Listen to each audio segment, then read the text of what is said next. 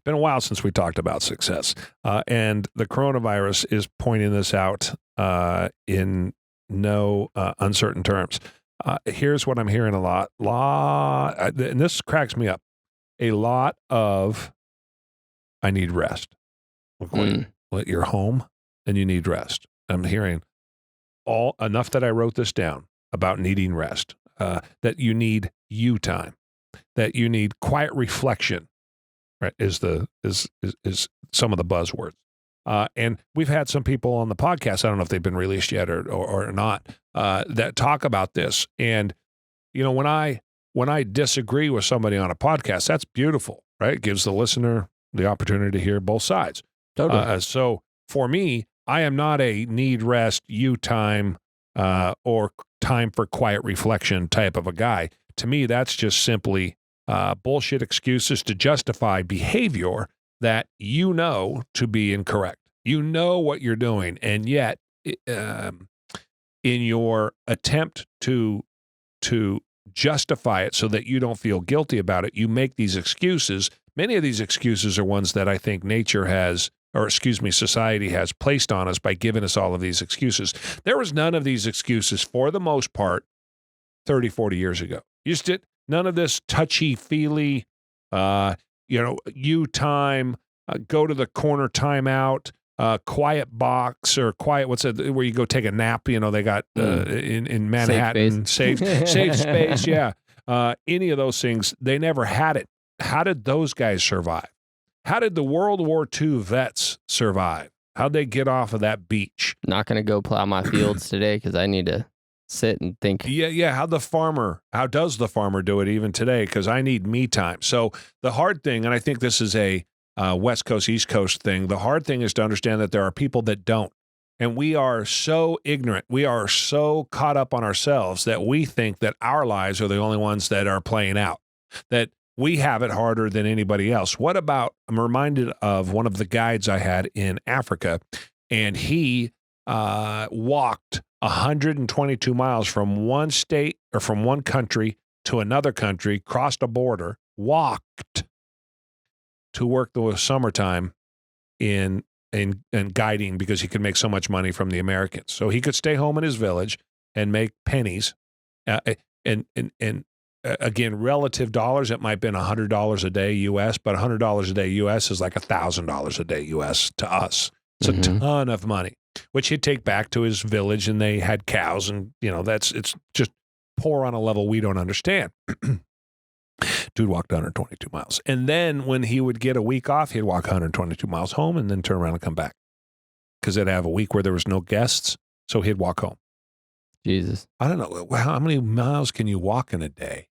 Can you walk 50 miles a day? When people are hiking the Pacific Crest Trail, or one of those big long trails that we have here in the U.S. that generally go from Mexico to Canada, they aim for about 30 miles a day. Yeah, but that's over hill and dale and fucking over mountains, and right. I think this is there are people mostly like you and me trying to do 30 to 50 miles a day. Yeah, I think this is mostly empty. This dude was in no kind of, he was in the kind of shape that, and he's like 50, and he just put it all he does is work. I don't know. I think you could probably do 50 miles a day. Okay, Google. How many miles can the human being walk in a day?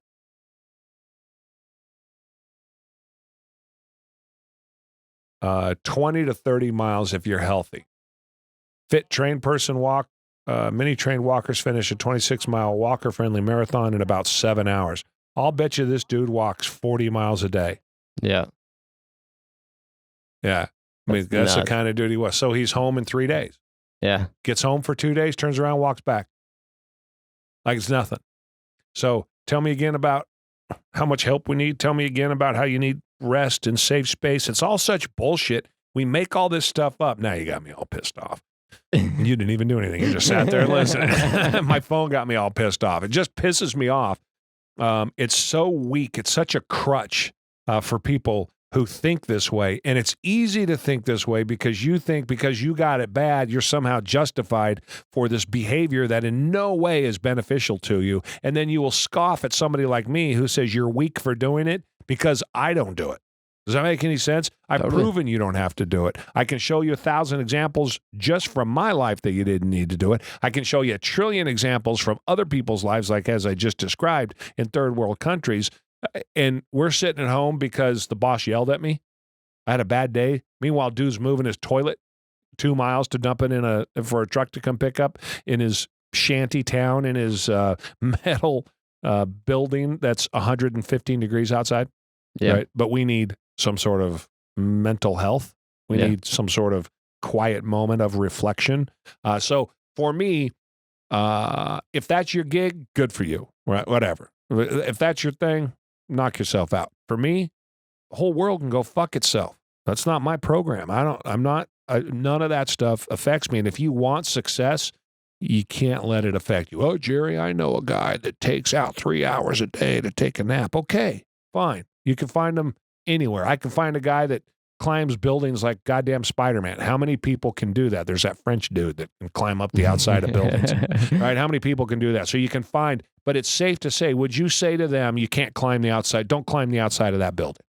Yes, right? You can make that statement. You could. Don't climb the outside. You know they're not going to listen. I'm saying generally. Yeah. You can't climb the outside of that building. True. Right? You being the proverbial you. Yeah. The crowd you, society you. And then there's always that one smartass that says, oh, but there's Jean Frank that can climb the outside of that building. You're like, motherfucker. It's one guy. It's always that same guy that hits you when you spell there incorrectly. Yep. You know what I'm saying? Yep. That one guy that's got to point that shit out. And so I think that I just don't know how you find success if you are soft like that. And if you act like that, if you think like that and don't think that you're soft, then you've made a mistake, because you are. We are human beings, are meant to be challenged. We're meant to be pushed. We're not meant to be coddled. No human is, or no animal is meant to be coddled. Every animal is meant to be pushed. That's nature. We've domesticated ourselves, I believe, and we are, as a byproduct of that, have become soft, and we've become fat. Fat in the context of we have so much in this society that we don't know what want is. We think we know what want is because we don't have a C-Class Mercedes, right? So we want. We don't understand what want is when you want food. When you want to eat. You need sustenance, and there is none. You want electricity, but it's dark, and there is none. You're burning dung, as we talked about in our previous podcast. You're burning cow dung for light and for cooking. They burn cow shit to cook with, believe it or not. Yeah. And so that's why I scoff at this, and anybody else that tells me that I'm the Neanderthal. I don't know. You tell me, honestly. Would you rather be the soft kind of I need a moment male, or would you rather be a caveman?